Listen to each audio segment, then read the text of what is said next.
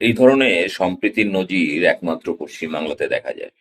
বাংলার এখনো সংস্কৃতি সম্প্রীতি এখনো বেঁচে আছে। যতই বিজেপি আরএসএস তারা চেষ্টা করুক হিন্দু মনে মুসলিম বিদ্বেষ, মুসলিম মনে হিন্দু বিদ্বেষ তৈরি করার, না, এখনো কিন্তু সেটা পারেনি। তার একটা বড় ব- তার একটা বড় নিদর্শন রাখলো নদিয়া জেলায়। নদিয়া জেলায় একটি ঘটনা আপনাদের দেখাবো। সেখানে হিন্দু পরিবার মরে যাওয়ার পর কোনো হিন্দু পাশে দাঁড়ায়নি, মুসলিমরা পাশে দাঁড়িয়েছেন।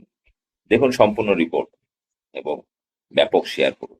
আমার পাশে কেউ নেই, আমি এখানে একাই। এখানে সবাই সবাই মুসলিম, ঠিক আছে। আমি একাই থাকি এখানে, আজ 35 বছর হয়ে গেল। বাবা মারা গেল এখানে, মা মারা গেল এখানে, সবকিছু এখানে।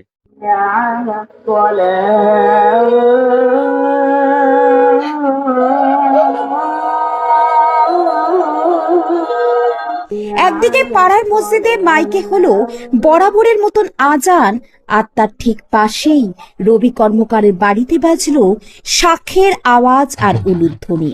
উঠল ধ্বনি, বল হরি হরি বল, বল হরি হরি বল। সেই রোজার মাসে মিলনের ছবি দেখা গেল নদিয়ার করিমপুরের থানারপাড়া গ্রামে। যে গ্রামে তো হিন্দু প্রতিবেশী, যার নাম রবি কর্মকার, তিনি আজ মারা গেছেন 13 দিন। তার দেহ শ্মশানে নিয়ে যাওয়া এবং শ্মশান কার্যের জন্য কালেকশন করা, যত শ্রাদ্ধের কাজ সব কাজই করলেন গ্রামের মুসলিমরা। শুধু তাই নয়, রোজা রেখে রোজা অবস্থায় তারা শ্রাদ্ধের কাজ করলেন, দাহর কাজ করলেন, শ্মশানে নিয়ে গেলেন রবি কর্মকারের দেহ। আর সেই মিলনের ছবি দেখা গেল নদিয়ার করিমপুরের থানারপাড়া থানার মেলাপাড়া গ্রামে। আসলে এটাই ভারতবর্ষের চিরাচরিত রূপ, এটাই আমাদের ঐতিহ্য।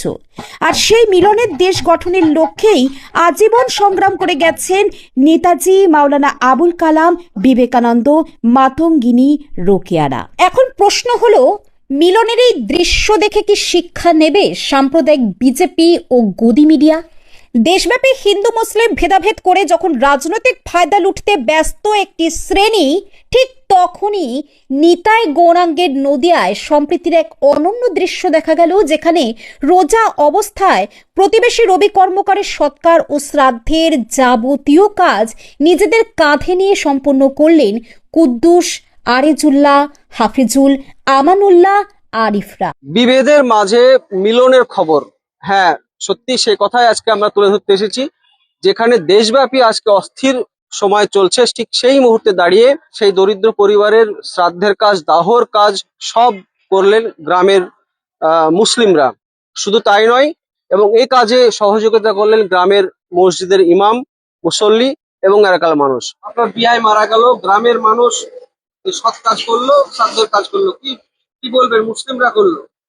হ্যাঁ, এতে আমার যে থানার পাড়ার যে গ্রামবাসী আছে, ওর প্রতিবেশী, তাদের উদ্যোগ বা সেই ভদ্রলোককে এরা খুব মানত বা ও মানত, যার জন্য আমি খুব গর্বিত থানাপাড়ার এই প্রতিবেশীর কাছে। কিভাবে সব কাজ হলো? সব কাজ হলো, এখানকার লোকে, আমার কাছে টাকা পয়সা ছিল না, কিছু ছিল না। এখানকার লোকেও বললো, আমরা তুই বল একবার, আমরা সাহায্য করবো। তো আমি বললাম, দিয়েছে। শ্মশান কাজের, সৎ কাজের টাকা যা লেগেছে সব দিয়েছে। 13,000 টাকা লেগেছে, টাকা দিয়েছে। সব কাজ হয়েছে, ওই টাকা দিয়ে হয়েছে। আরো সব কাজ। কোনো সমস্যা না, নেই? কোনো সমস্যা নাই আমার এখানে কোনো সমস্যা নেই।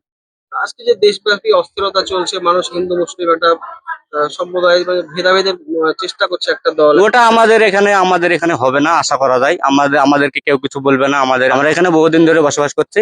এবার আমরা যতদিন বাস করেছি কোনোদিন আজ পর্যন্ত মানে ওরাও উপকার করেছে। রবিদা ছিল, রবিদা পাড়ার কারোর আমাদের মুসলমানের কিছু হলে হসপিটাল নিয়ে যাওয়ার মোটর সাইকেল ছিল, তো ফোরাতে ডাকলে পারে ও যেত। সেই হিসাবে আমার গ্রামের লোক মুসলিমরা সবাই আজকে ওর মরাতে আপনার সবাই সহযোগিতা এক কথা করেছে। কেউ প্রতিবাদ, তো আজকে শ্রাদ্ধ, আজকে কীর্তন হবে বাড়িতে। এখানে ও বললো, কাকা কি করবে? তখন কর, একটু সাউন্ডটা অল্প দিবি। মসজিদে তারাবি চলছে, একটু সাউন্ডটা অল্প দিয়ে চালা, অসুবিধা নেই। মসজিদের কমিটি সবাইকে নিয়ে আলোচনা করে আজ কীর্তনে এখনই শুরু হবে। ব্রেন স্ট্রোক হয়েছিল বছর দেড়েক আগে, যে চিকিৎসা ছেলেপিলি করলো অনেকে। এবার গ্রামের লোক যতটুকু করেছে সহযোগিতা করেছে। আর সেই সময় মরার 2-3 দিন আগে বিছানায় একদম পড়ে গেছিল।